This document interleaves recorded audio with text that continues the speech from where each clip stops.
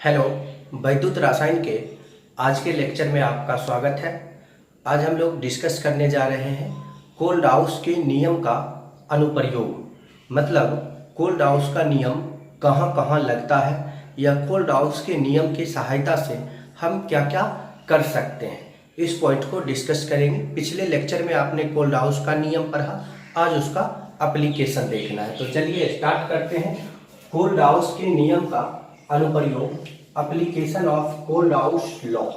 अब कोल्ड-हाउस का जो लॉ है, नियम है, वो 4 जगह एप्लीकेंट होता है। इन चारों जगहों पर पहला क्या है, तो पहला है दुर्बल वैद्युत अपघट्य का सीमांत मोलर चालकत्व ज्ञात करने में। आप डायरेक्टली मोलर चालकत्व भी ज्ञात करने में लिख सकते हैं। सीमांत लगाना ना लगाना कोई विशेष मतलब नहीं है।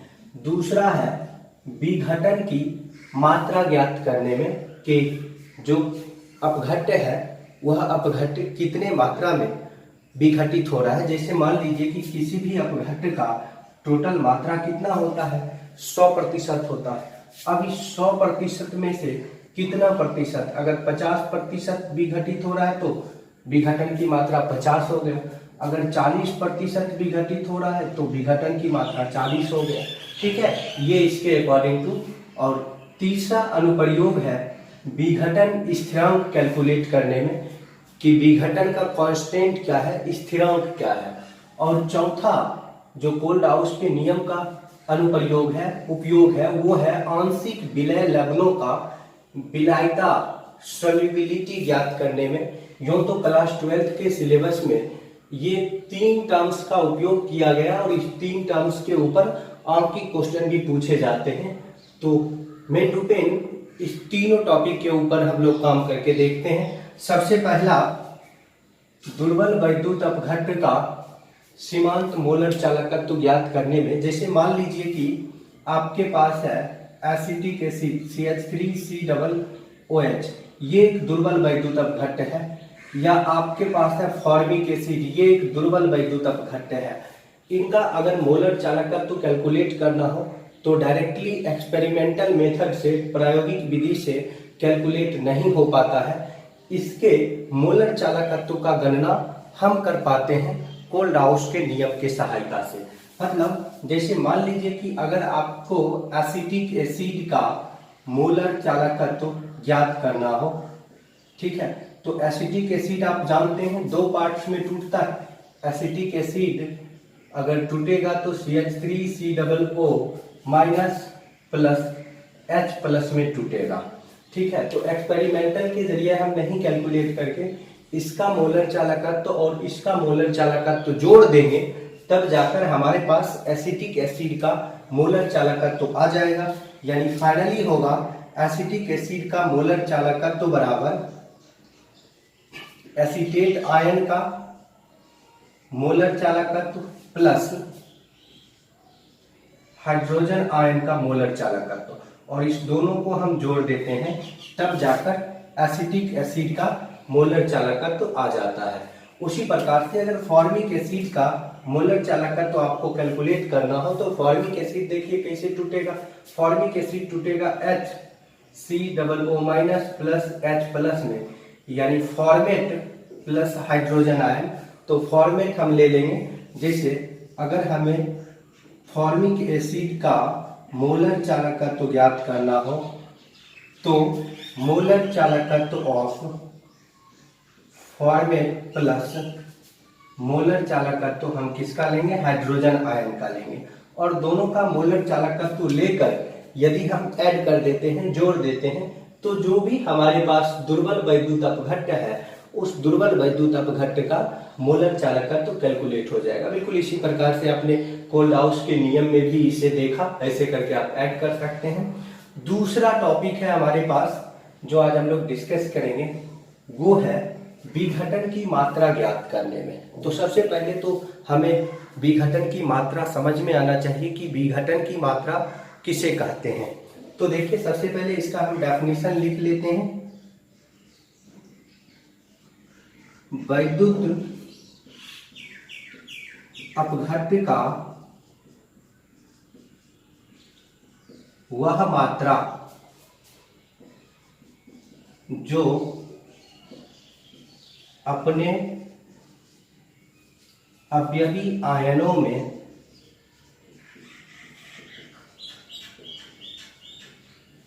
टूट जाता है उसे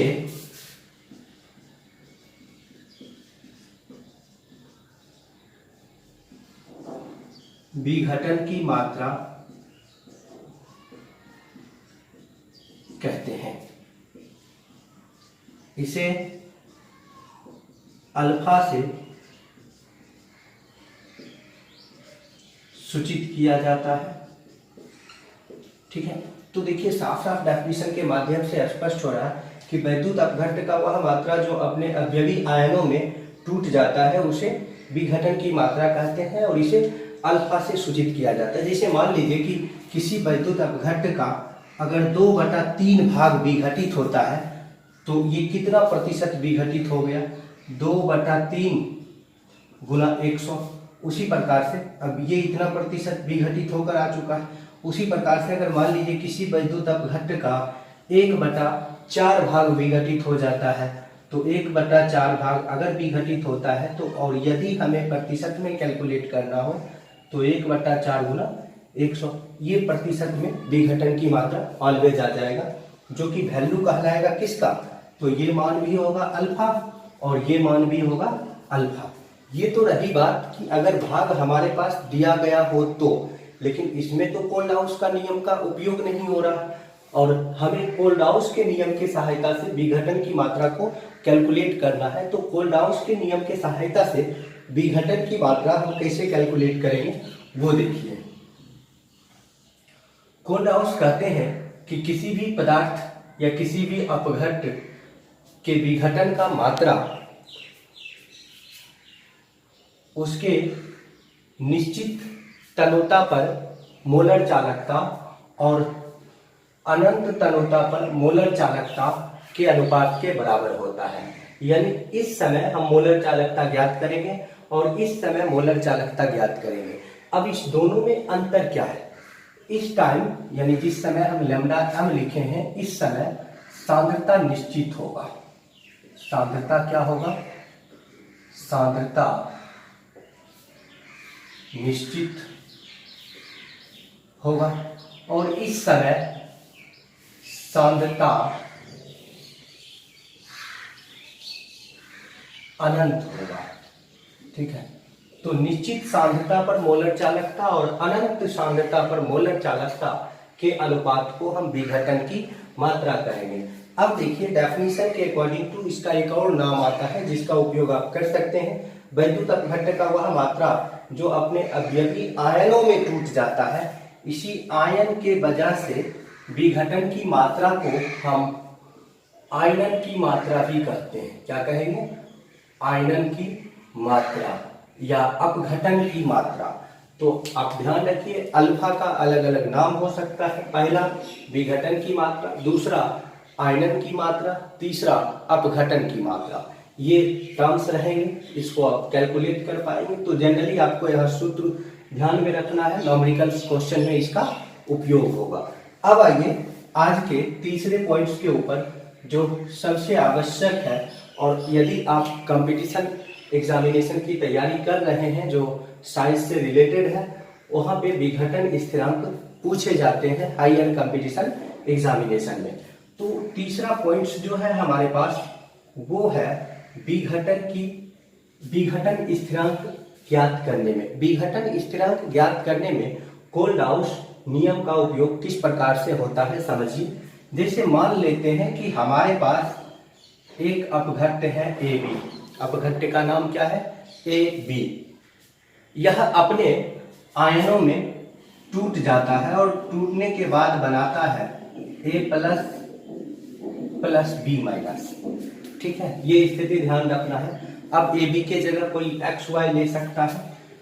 प्रारंभ में इसका जो सांद्रता होगा उस सांद्रता के ऊपर हमें डिस्कस करना है, यानी प्रारंभिक कंसंट्रेशन। और फिर जब कुछ समय बीत गया होगा जिसको हम साम्य कंसंट्रेशन कहेंगे, या अंतिम कॉन्सेंट्रेशन, इसके ऊपर ध्यान रखना है। प्रारंभ में कोई भी वस्तु कितना होता है, एक होता है, और चूंकि ये अभिकारक है, ये भी क्या है, रिएक्टेंट है, और A प्लस B माइनस क्या है इस रिएक्शन के लिए, तो ये दोनों ही प्रोडक्ट होगा। तो शुरू में रिएक्टेंट एक है, जिस समय अभिक्रिया स्टार्ट नहीं हुआ था, तो जिस समय अभिक्रिया स्टार्ट नहीं हुआ उस समय प्रोडक्ट कितना, 0 0, प्रोडक्ट कुछ था नहीं। जब कुछ समय बीत गया तो रिएक्टेंट धीरे धीरे प्रोडक्ट में कन्वर्ट होने लगा। अब जैसे मान लीजिए कि आप कुछ भी कर रहे हैं या कोई भी काम कर रहे हैं, तो शुरू में जो आपने काम किया वो शून्य था, काम बिल्कुल नहीं हुआ था। जैसे आप काम स्टार्ट करते हैं, कुछ समय बाद हो सकता है उस काम का 20% हिस्सा हो गया हो, 40% हिस्सा हो गया हो, 50% हिस्सा हो गया हो। तो शुरू में टोटल काम एक, और आपने जो काम किया वो काम अल्फा, तो बचा कितना काम, 1 माइनस अल्फा। ठीक है, अब ये काम हो गया होगा, इधर आ गया होगा, तो ये भी अल्फा और ये भी अल्फा, ये टर्म्स आपको ध्यान में रखना है। और किसी भी अपघट्ट का सांद्रता या विलयन का सांद्रता कितना होता है, C होता है, तो C से हम गुना कर देंगे। इसके आफ्टर हम और आगे बढ़ते हैं और आगे के टर्म्स को ध्यान से देखते हैं। यहां पर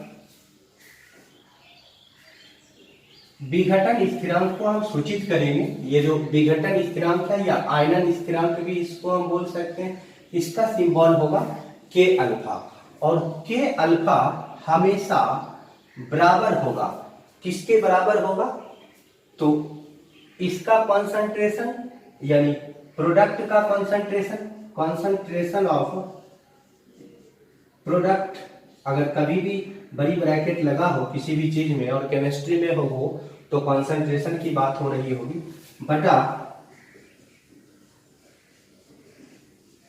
रिएक्टेंट का कॉन्सेंट्रेशन। अब देखिए, अगर आपने इधर C से मल्टीप्लाई किया था कॉन्सेंट्रेशन के लिए, तो यहाँ भी C और यहाँ भी C, अर्थात आयनन स्थिरांक या विघटन स्थिरांक किसे कहेंगे, एक बार डेफिनेशन समझिए। किसी वैद्युत अपघट्ट के उत्पाद के सांद्रता एवं अभिकारक के सांद्रता के अनुपात को विघटन स्थिरांक कहते हैं। इसे के अल्फा से सूचित किया जाता है। अगर आप डेफिनेशन बनाना चाहें तो ये बना सकते हैं और इतना लिख सकते हैं। अब देखिए, हम सीधे कैलकुलेशन के तौर पे आते हैं और कैलकुलेट करते हैं फॉर्मूला को। के अल्फा बराबर, सर प्रोडक्ट आपके पास कितना है, 2 है, concentration of A plus into concentration of B minus बटा कॉन्सेंट्रेशन ऑफ AB। ठीक, अब फाइनली इसके कॉन्सेंट्रेशन को हमें रख देना है। सो क्या होगा सर, के अल्फा बराबर C इंटू अल्फा गुना C इंटू अल्फा बटा, अब AB को ध्यान से देखिए, AB का कॉन्सेंट्रेशन क्या है, तो AB का कॉन्सेंट्रेशन है C into 1 minus alpha, C into 1 minus alpha. Sir एक C और एक C कैंसिल हो गया। यहां से हमें विघटन स्थिरांक के लिए सूत्र प्राप्त हो जाएगा और उस सूत्र को हम नोट कर लेते हैं। ठीक है, उस सूत्र को भी देख लेते हैं कि सूत्र क्या होने वाला है। तो फाइनली आपके पास जो सूत्र आया वो आया के अल्फा बराबर C, एक C बचा है, और अल्फा गुना अल्फा, तो अल्फा स्क्वायर बटा 1 माइनस अल्फा। ठीक है, ये बातें स्पष्ट हो गई। अब किसका मतलब क्या है, तो ये देखिए, C का मतलब तो आप जान रहे हैं कि जो भी अपघट्ट होगा वो उसका सांद्रता कहलाएगा, और अल्फा का मतलब हो गया विघटन की मात्रा। और विघटन की मात्रा हम कैलकुलेट कैसे करेंगे, तो निश्चित सांद्रता पर मोलर चालकता बटा अनंत सांद्रता पर मोलर चालकता कर देंगे, तो ये अल्फा हो जाएगा। और ऐसे करके अल्फा निकलने के बाद आप विघटन स्थिरांक के लिए के अल्फा बराबर C इंटू अल्फा स्क्वायर बटा 1 माइनस अल्फा लगाएंगे, तो निश्चित रूप से आपके पास विघटन स्थिरांक कैलकुलेट होकर चला आएगा। अब बारी है इस पर आंकिक प्रश्न लेने का, कि कोई अगर आंकिक प्रश्न इस पर हो जाए तो टॉपिक और भी ज़्यादा क्लियर हो जाएगा। तो चलिए एक अंकित क्वेश्चन इस पर देखते हैं। ये क्वेश्चन है जिसे सॉल्व करना हम लोगों को। तो देखिए क्वेश्चन क्या कहता है। क्वेश्चन कहता है 0.00241 मोलरता वाले एसिटिक एसिड की चालकता इतना है, तो इसकी मोलर चालकत्व यानी लैम्डा एम ज्ञात करें। यहाँ तक का क्वेश्चन है। क्वेश्चन का दूसरा हिस्सा है, यदि लैम्डा नोट एम का मान 390.5 सेंटीमीटर स्क्वायर पर मोल हो तो वियोजन स्थिरांक यानी के अल्फा कैलकुलेट करें। क्वेश्चन का दो हिस्सा है। तो सबसे पहले हम लैम्डा एम कैलकुलेट कर लेते हैं। आपने पढ़ा मोलर चालकत्व बराबर के गुना 1000 बटा एम मोलरता। तो सबसे पहले हम इसे कैलकुलेट कर लेते हैं। इसलिए लैम्डा एम बराबर के का मान, के किसको कहते हैं, चालकता को कहते हैं। देखिए निश्चित सांद्रता के लिए चालकता का मान दिया गया है 7.896 गुना 10⁻⁻5 और सूत्र का 1000 तो गुना 1000 बटा इस एसिटिक एसिड का मोलरता जो दिया गया उस मोलरता को भी लिखिए 0.00241। और इस डाटा को जब हम सॉल्व कर लेंगे तो इसका एग्जैक्ट वैल्यू हमारे पास आ जाएगा 32.76 सेंटीमीटर स्क्वायर मोल इनवर्स। ठीक है, ये हमारे पास निश्चित तनुता के लिए मोलर चालकता हो गया। तो एक क्वेश्चन का आंसर तो आपके पास कंप्लीट रूप से आ चुका है। अब हम चलते हैं दूसरा क्वेश्चन के लिए। तो दूसरा क्वेश्चन के अल्फा निकालना है और के अल्फा बराबर आपने अभी जस्ट सूत्र पढ़ा C इंटू अल्फा स्क्वायर बटा 1 माइनस अल्फा, जबकि हमारे पास अल्फा ही तो नहीं है ना। तो सबसे पहले हम अल्फा कैलकुलेट करेंगे। कैसे, देखिए चूंकि अल्फा बराबर लैम्डा एम बटा लैम्डा नोट एम, आपने ये सूत्र पढ़ा। अब लैम्डा एम का मान कितना है, लैम्डा एम का मान है 32.76, जबकि लैम्डा नोट एम का मान अगर आप अपने क्वेश्चन से उठाकर लेते हैं तो 390.5। और जब इसको आप सॉल्व करते हैं तो सॉल्व करने के बाद फाइनल डाटा आपके पास आता है 0.084। आप चाहें तो इसको लिख सकते हैं 8.4 गुना 10⁻⁻2। इसका कोई यूनिट नहीं होता है, यूनिट लेस होता है। क्यों यूनिट लेस होता है, क्योंकि ऊपर भी साइमेंस सेंटीमीटर स्क्वायर पर मोल और नीचे भी साइमेंस सेंटीमीटर स्क्वायर पर मोल, दोनों कट जाएगा। ये अल्फा का मान आ गया। अब अल्फा के बाद फाइनली जो हमें कैलकुलेट करना है वो कैलकुलेशन वियोजन स्थिरांक के लिए है। तो वियोजन स्थिरांक का सूत्र लगाते हैं कि चूंकि के अल्फा बराबर C इंटू अल्फा स्क्वायर बटा 1 माइनस अल्फा। ठीक है, अब इसको हम सॉल्व कर लेते हैं। C कॉन्सेंट्रेशन जो भी है शुरू में वही कॉन्सेंट्रेशन हमें यूज करना है। 0.00241 गुना अल्फा स्क्वायर कितना, तो आप रख सकते हैं 0 या डायरेक्टली आप लिख सकते हैं 8.4 गुना 10⁻⁻2 अल्फा स्क्वायर है का होल स्क्वायर बटा 1 माइनस अल्फा, तो 1 माइनस 0.084।